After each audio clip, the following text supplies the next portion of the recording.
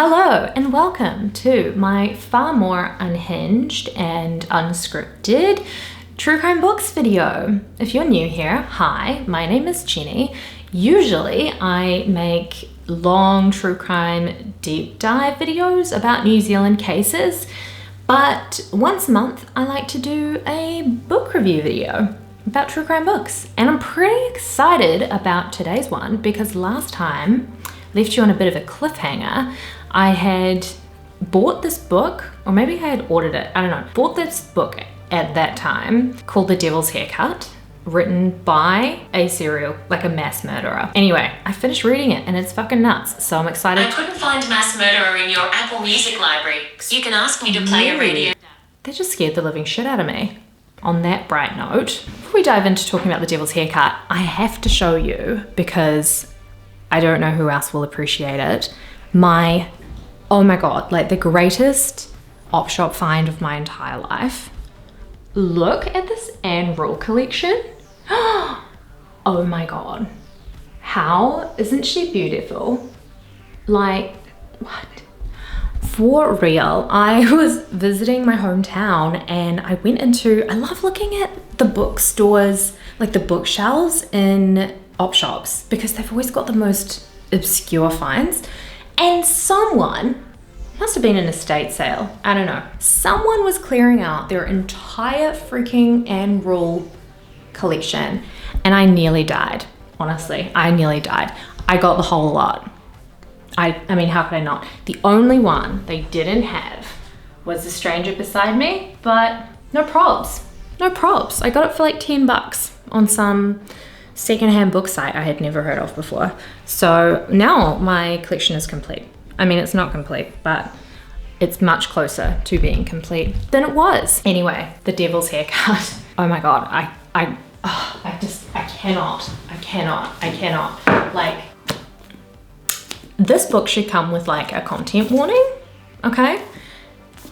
Leading with, do not stop taking your medication when you read this book, okay? Now, I'll just give you a little summary, all right? I was super excited to read this one. And let me just read a snippet of the blurb and you'll see why. The Raurimu Massacre, as it came to be known, happened on the 8th of February 1997 and saw 6 everyday New Zealanders die.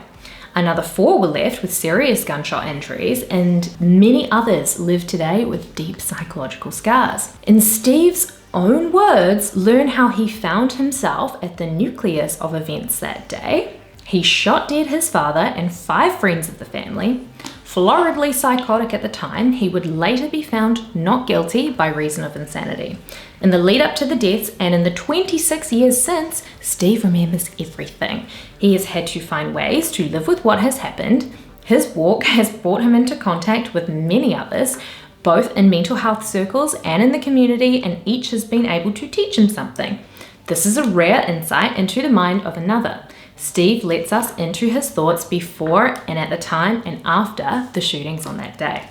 So if it wasn't abundantly clear, this guy, Steve Anderson, who wrote the book, is the one who carried out the murders. I had actually never heard of the Raurimu Massacre, which is bananas, but this is one of the only cases in New Zealand where the perpetrator has been found guilty but by reason of insanity. So essentially he's been institutionalized for his entire life. Now, this was not published and produced through a publisher. Mans did it on his own. This is an independent book release, and it shows, okay? It shows. It was so hard to get through, so hard. And not just because it was harrowing content, like, he is a lunatic, okay? He's still crazy. I think he's been released and he like now lives with his mum, but he is mad as a bag of snakes. I don't even know where to begin. Okay, so basically he was super paranoid at the time and he had a major psychotic episode. Felt like the world was out to get him. The media was in this big conspiracy to send him messages through the TV. He still to this day believes that there was a police conspiracy with media against him back at that time. And he's supposedly been, released because he's rehabilitated. If you can hear my dog barking, I guess my food bag is here. He still believes now, even to this day, even when he's supposedly like well and rehabilitated, that there was this big conspiracy against him. And again, I've said it before and I'll say it again. I'm the first to cast doubt over the actions of police. But I work in advertising, okay? That's my day job. And nobody is ever, no media company, no advertising giant is ever conspiring against one individual, ever. Especially not some random guy who lives in Wellington. Never ever. Trust me, we've got bigger things to deal with. Like, it's not worth the money. It's not, it just isn't. Anyway, he still believes that to be true. But, and it is just bananas. It truly is like going down the rabbit hole with Alice in Wonderland. It is incredible seeing the snowball effect from the first triggering event that kind of instigated his mental breakdown, I suppose you could call it, through to carrying out the events and then his recovery in psych units over the years to now to writing and releasing this book. Whew, it is a journey. It is a journey. And I will say, I take a whole host of psychiatric drugs, okay? I got my issues. I take antidepressants. I have ADHD, so I take stuff with that. I have issues with anxiety. Anyway, I take a whole bunch of stuff. By the end of this, not going to lie, I was thinking, you know what? Maybe I should stop taking my medication. Maybe Steve Anderson, who carried out a series of horrible crimes, maybe this guy knows better than my psychiatrist. And honestly, when I started thinking that and started seriously looking up these conspiracies and being like, oh yeah, okay, you know, big pharma and whatever, then I realized, I was like, okay, time to put it down, time for a break, because I'm just gonna listen to my psychiatrist, which you guys all should do. You should all do that and not listen to the ravings of some guy who wrote a book which I believe is extremely ethically questionable, because he still is clearly mad as a bag of snakes and thinks there's this big conspiracy against him and basically wants everybody to stop taking medication and instead start smoking pot. That's this book in a nutshell. There you go. You don't need to read it. I did feel quite bad because actually I did leave a review on Goodreads, and at the time it was the first and only review. Just kidding. Turns out I didn't write a review. I did rate it though. I rated it 2 stars. That was a wild ride. It really was, I will say, it really was like peek behind the curtain of a raving lunatic. So yeah, in that regard, it fully fulfilled its promise. From my Anne Rule collection, there is a book that I read a while ago. I couldn't believe it when I found it on that shelf, because I actually was going to do a video about it, a case video, and I'm pretty sure I've like half written the script. This is called Too Late to Say Goodbye, another freaking nuts one about Bart Corbin, who killed his wife, Jen Corbin, and it turns out many years earlier, his university girlfriend, Dolly Hearn, he made both of them look like they unalived themselves. Oh, he's such a jackass. He is just such a piece of work. How they get away with it, and all it can be, is like the white male audacity, because I just don't understand. Like, there are so many times, like so many cases we read about, so many cases we learn about, and these men, it's like the trail they leave behind them. It's like, how did they not get caught? Do you know what I mean? This guy is the freaking same.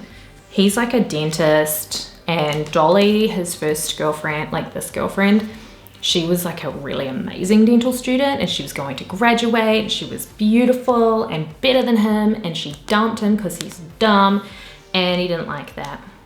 So he had to snuff her out. Ugh, anyway, it's definitely a good one. I do recommend it. There is one that I've just finished reading. Now, granted, it's not the most recent version, I since learned, but I will be talking about this case in another video, probably one that's going to come out before this one comes out. Who Killed Scott Guy by Mike White, who's one of the best New Zealand true crime investigative reporters. Scott Guy, wow, this is an enduring case. You can see I have made notes for my upcoming video. But essentially, if you don't know the story about Scott Guy, he was a farmer who was gunned down at the end of his driveway back in 2010. His brother-in-law, Ewan McDonald, was actually arrested, charged, and tried for the murder and was found not guilty. So he was acquitted. After he was acquitted, the police were like, we still think he did it, so we're just not going to do anything else. Even though the case is technically still open, we're just not going to do anything about it. So yeah, the case is still technically unsolved. But why I read this and why this is great, and there has since been a newer, updated version. This basically detailed, Mike sat in on the court proceedings, so everything that the jury heard is in this book. And that is important because everybody still thinks that Ewan McDonald did it. But if you read this, you will realize it's impossible. He could not have done it. The jury made the right decision. They made the right decision. So if you're interested, definitely read this one. It's good. Another one from a New Zealand true crime reporter who we love, Steve Braunias. He's hilarious. He is so funny. And he's written a few of these that are like several stories in one, true crime stories. I've actually got another one that just arrived the other day, that a newer book of his that I'm going to read as well. And this one's a little bit older. I think it's from like 2013. But this is a very, very interesting look into several different high-profile cases. I bought it because, I'm not going to give it away, but you know I've been mentioning for like a million years that there is something big that I'm working on. Still not going to mention like exactly what it is. That's still happening along in the background, but I bought it because it is one of the cases that is featured in this book. So I have been essentially collecting every single deep dive piece of information, every article ever written, every book ever published, everything ever about that particular case. Just been collating and collecting and digesting information about that particular story for the last few months, and that is why I bought this. However, I thoroughly enjoyed it, and it's very funny. He is a very fantastic author, and there were a few in here that I have never heard of before, so it's kind of a doozy, really. Like, kind of surprised me with how good it was. So I'm really looking forward to reading the next one, which is Missing Persons, and that should be a really interesting one as well. What am I reading next? Well, I don't have them on me. I could go and get them from my bedroom, but I don't want to because it will rev up the dog and that'll be a whole thing. But I've actually been thoroughly enjoying reading books by Caitlin Doughty. I think that's how you say her name. I just finished one. She is a mortician and she writes essays, I guess, about her experience as a mortician. And I finished reading one called Smoke Gets in Your Eyes, which essentially is a series of essays from when she first decided she wanted to work in the death industry until she graduated, I suppose. And I'm now reading one called From Here to Eternity, Traveling the World to Find the Good Death. And basically, the reason I kind of mention it in this video, it's not exactly true crime, but it is centered around the idea of death. What is so interesting about it is she basically provokes you to look at how you think about death and how you view death, and she literally is trying to change how we view it, how we talk about it, basically to not feel so stressed and scared. And that's not like a morbid thing. It's purely basically looking at how our Western culture and our Western society, we don't have death rituals, and it kind of makes us terrified of the end of our lives, and that makes us do dumb things and make dumb choices because we're so scared of the reality of death. And all she really is trying to do, what she's trying to promote, is healthier conversations about death, potentially looking at death rituals, not getting sucked into the commercialism of the death industry and feeling like we need to be upsold a mahogany coffin, just a lot of these sorts of things. And I have found it really fascinating, particularly in conjunction with the stuff we talk about on this channel, which is technically a bad death. I highly recommend them. I highly recommend those books. She has written a few more, one called like Will the Cat Eat My Eyeballs, something like that, and I'm kind of obsessed. And it's making for some weird bedtime chat, because I'll talk to my partner and be like, so how do you want to be buried when you die? Or do you want to be cremated? Or I just want to be thrown in a hole, basically. That's just send me back to the earth. That's like the most eco-friendly thing. No coffin, nothing, just bury a deep hole. And yeah, that's pretty much all I have for this very unhinged sporadic video. Yeah, the devil's haircut one is what I've been dying to chat about. I also really need to read The Flowers of the Killing Moon. Is that what it's called? The movie's out now. In fact, I might go see the movie first, but I've been dying to read the book first because apparently the book's fantastic. But anyway, I digress. Thank you for sticking with me. I hope you enjoyed this one. I don't know, I'm a bit crazy. But I'll see you next week with another deep dive video, okay? Thank you so much for watching. I love you as always, and I'll see you in the next video. Bye.